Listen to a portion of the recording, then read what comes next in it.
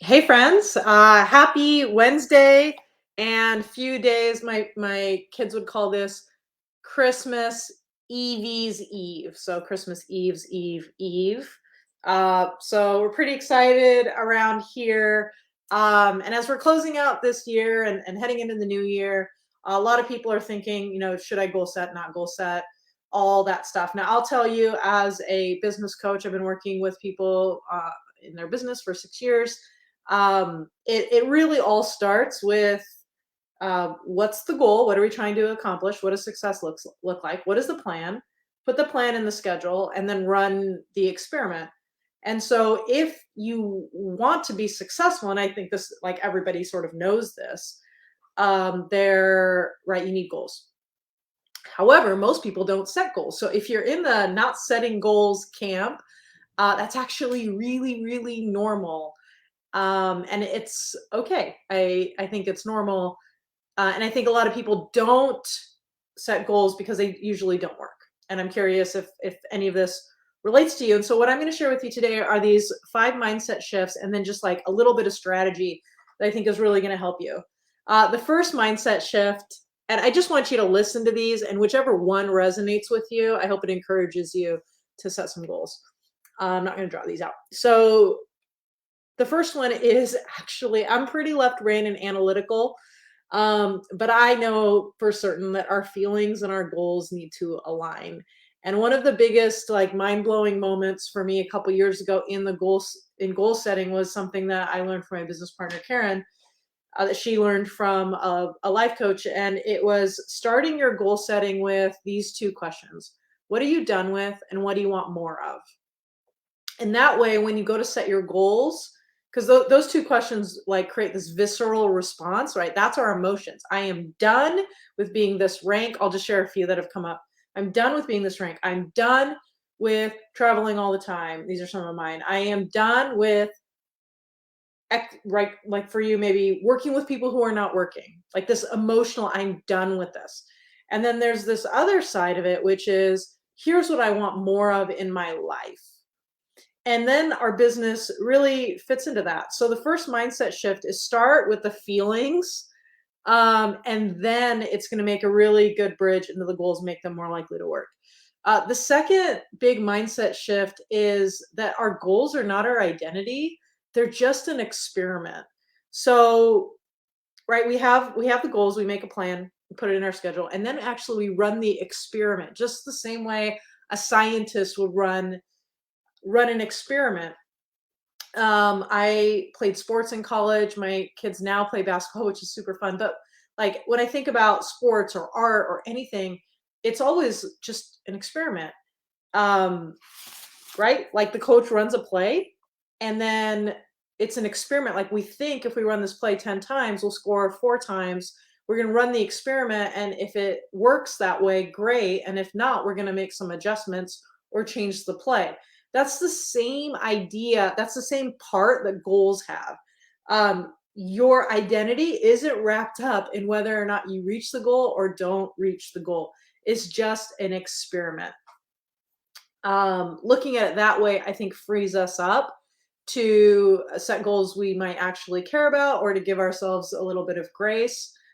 We did not reach our overall goal for our business, but a bunch of the little ones we did, and we know which one we missed. And so we're going to keep running experiments until we fix that, right? And then the overall goal starts to make sense. So run it like an experiment. The third mindset shift is having low, medium, or high goals. I very much am what I think people would call, or what my coach would call, an achievement addict, which throws me into this like huge loop when it comes to goal setting. Actually, really hard for me, which is why I spent a lot of time talking about it, because I think I'm not the only one who has a hard time with this. But we would set low, medium, and high goals. So low, the way I looked at it was, at least I didn't stink. The medium was, this is what I actually want, and the high is if everything went perfectly and according to plan, which it usually doesn't. Most people only set that high goal and they don't have a floor goal to fall back on to say, I was still successful. I still hit my minimum goals for this time while I was shooting for those big ones, because things aren't going to go well. And this is when my coach shared this huge mindset shift and mind-blowing moment for me. She said, if you reach your high goal 20% of the time, over 20% of the time, it's not aggressive enough. And I sat back and I was like, wait a second, you're only supposed to hit your high goals 20% of the time? So when she was working with me on this, we had 3 goals for every quarter. So it's 12 goals. So that basically means out of the 12 high goals, I was only supposed to reach 2 of them.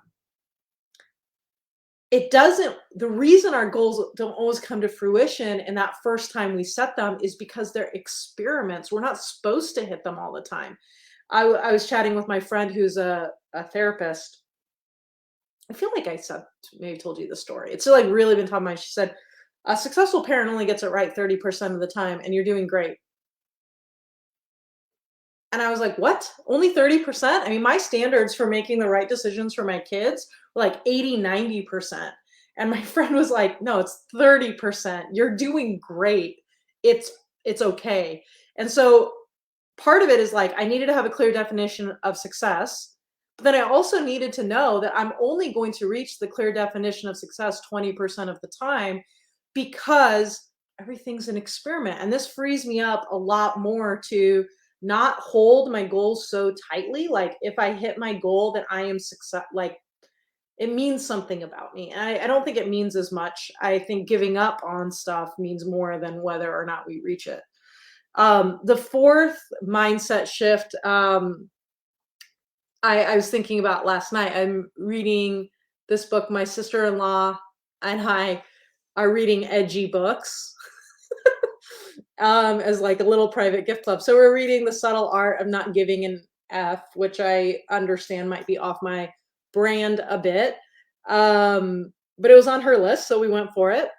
And one of the things on there was that the successful people love the process, fall in love with the process more than they fall in love with the result, as opposed to just wanting the result and not taking the time to fall in love with the process. I thought that was really, really insightful.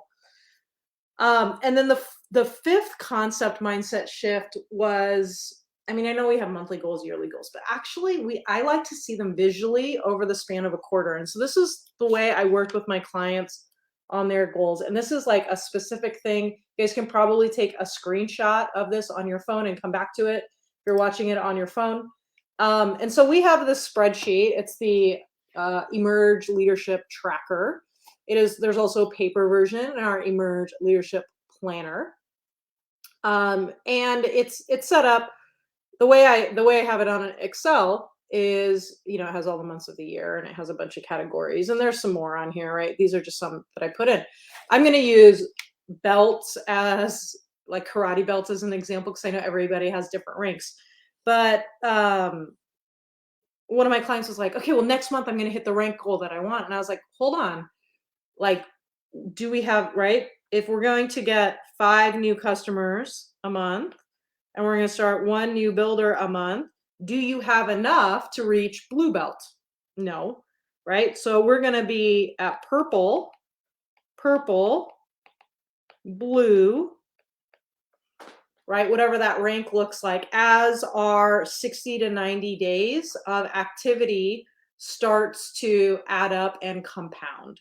In order to be able to have 5 new customers and 6 new builders, we need at least 10 appointments with new people, right? Then we need to say, okay, how many new people do I need to meet? But it all starts to add up to, okay, all of this adds up to, this is when I'm going to get my rank advancement right before the, big leadership convention.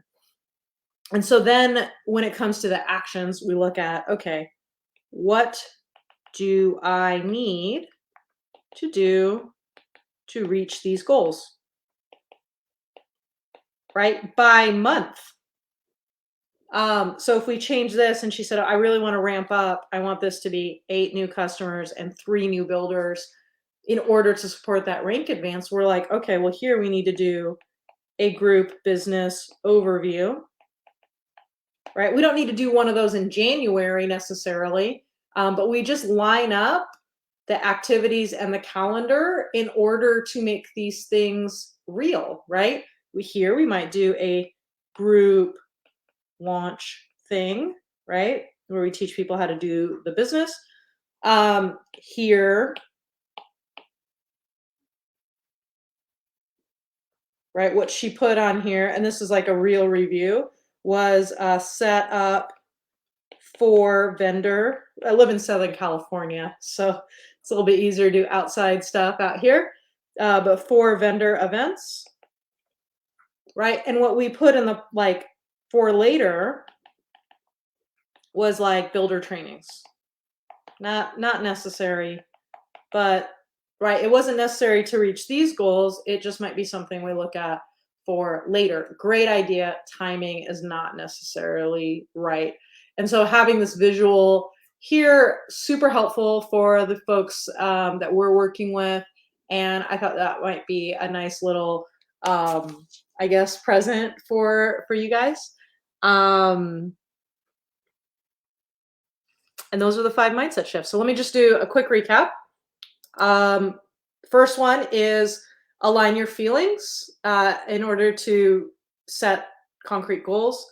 Number 2, look at your goals as just an experiment. Number 3, do low, mid, high. Number 4, love the process. And number 5, space out. Look at a visual for the next 3 months. I think that makes feel a lot better. So I'm curious which is the most helpful for you. Now, if you're like, okay, cool, those goals look great, but how do I actually do it? Let's see, I have 3 minutes before my next call. I think I can do this. Okay, so we have, I'm just going to tell you, just in case this is helpful. It's not helpful, that's okay. We basically have like 3 ways that we work with people on their goals for their network marketing business. So we only work with people who have goals for their network marketing business to help like support their family and stuff like that. So we have the surge. We have our 6 to 8 week masterminds, and then we have the resilient leader. This is for our DIY friends that are looking to like be on a budget, learn the stuff, and this is the basics of sales, leadership, and social media. Our 6 to 8 week masterminds, they're per topic. So we have a topic and we're going to master together over 6 to 8 weeks. And then the resilient leader, this is designed for people who want full-time income. This one, you have to be working 15 plus hours a week at least and kind of know the basics, right? So usually people, this is our most popular. We'll start here and then kind of move over here. So I just wanted to let you know that if you guys are thinking about your professional development and your goals for next year, we're here to help. And I have my call in a minute, so I better jet. I just thought that info would also be helpful. Just leave us a comment if you wanted to check in with us. Working today and tomorrow, the 23rd. Then we'll be off for all the way through New Year's. So let us know. Have a great day, friends. Talk to you soon.